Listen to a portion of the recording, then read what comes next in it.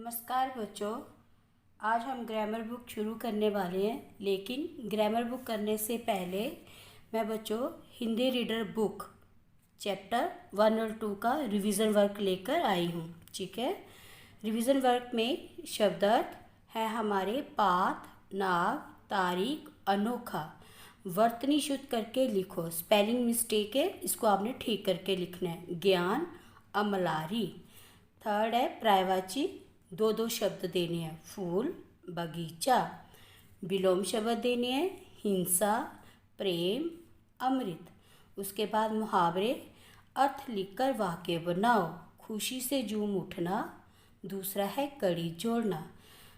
प्रश्न उत्तर है, लघु उत्तर दो। मम्मी अपनी सुंदर साड़ी का उपयोग कैसे करना चाहती थी।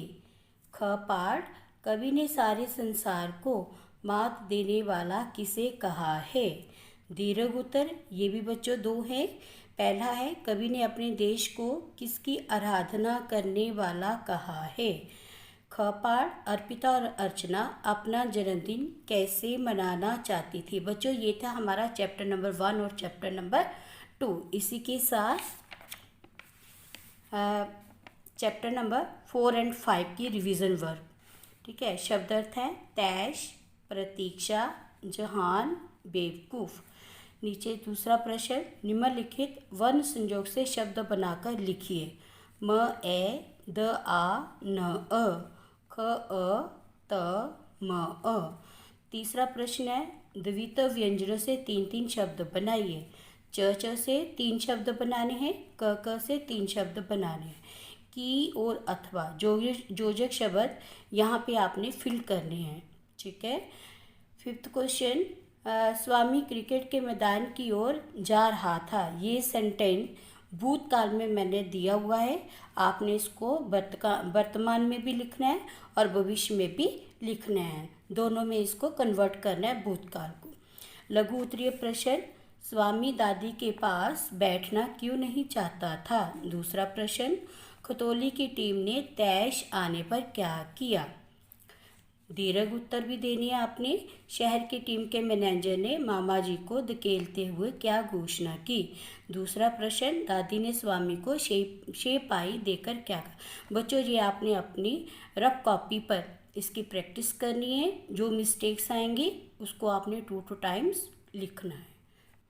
बच्चों अब हम व्याकरण की ओर आते हैं। ये हमारी हिंदी व्याकरण है, ये आज हम शुरू करने वाले हैं। और सबसे पहले मैं हिंदी व्याकरण का सिलेबस दिखाती हूँ कि हमारे सिलेबस में क्या क्या है। फर्स्ट टर्म में पाठ 1 है, इसमें है भाषा, बोली, लिपि, व्याकरण। फिर निबंध है हमारे में 2। एक है पहला हमारा प्यारा भारतवर्ष और दूसरा है समय का सदुपयोग। फिर पत्र है, पहला है बीमारी के कारण अवकाश के लिए प्रधान आचार्य को प्रार्थना पत्र। दूसरा है अपने छोटे भाई को कक्षा में अनुत्तीर्ण होने पर संवेदना पत्र।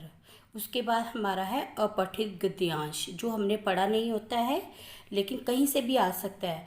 उसमें प्रश्न दिए होते हैं, उसके आंसर हमने उसी में से ढूंढ के निकालने होते हैं।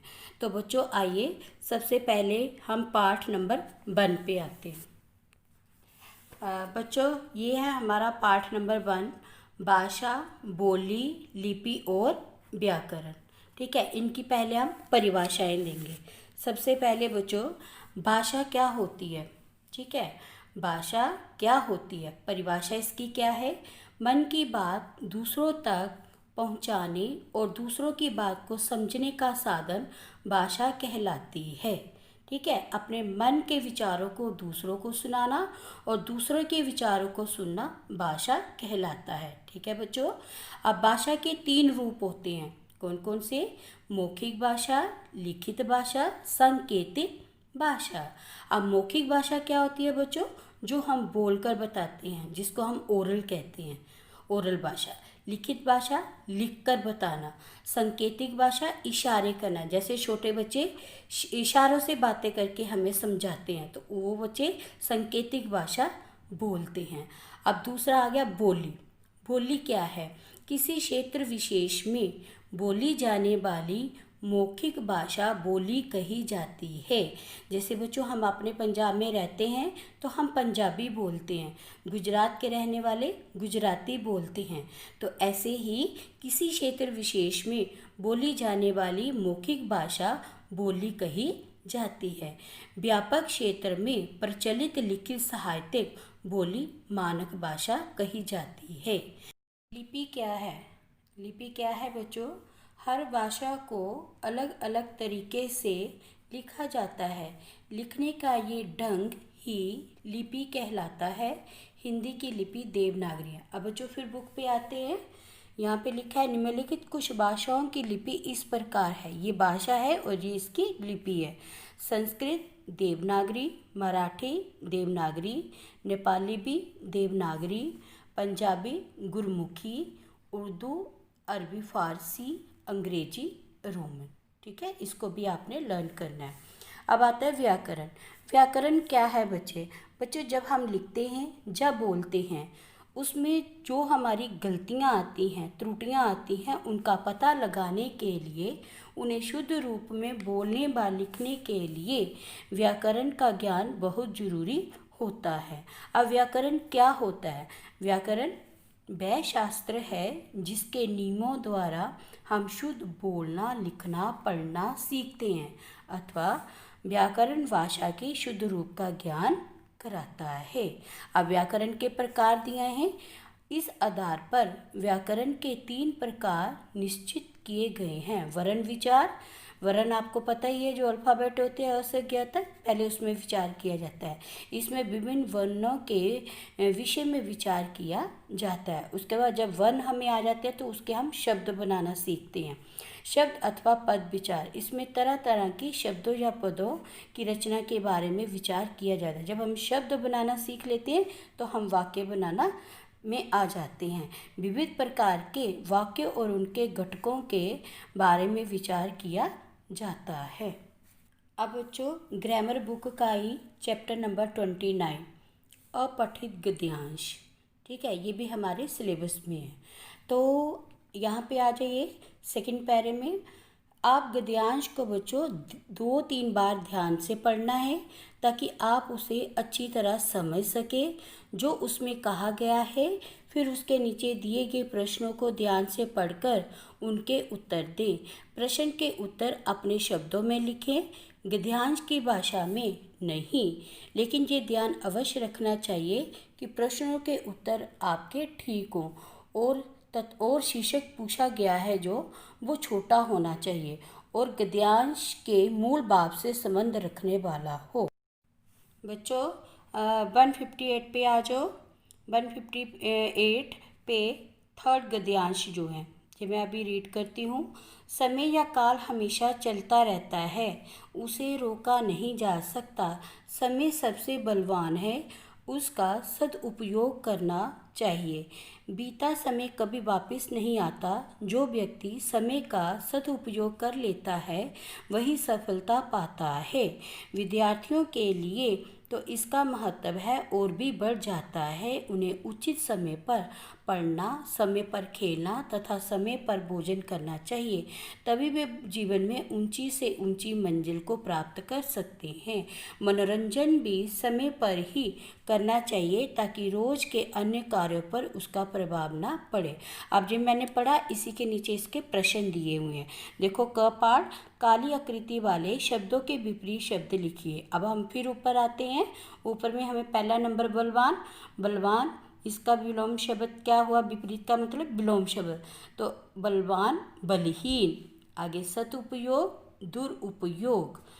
बढ़ का मतलब बढ़ना और इसका घटना घट या कम भी लिख सकते हो।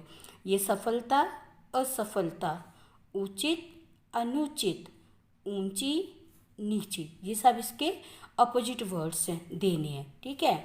ख पार्ट है बच्चों, विद्यार्थियों को समय से क्या करना चाहिए? तो क्या करना चाहिए यहाँ पे देखो नंबर 2 ये लाइन, उन्हें उचित समय पर पढ़ना, समय पर खेलना तथा समय पर भोजन करना चाहिए, तभी वे जीवन में ऊंची से ऊंची मंजिल को प्राप्त कर सकते हैं।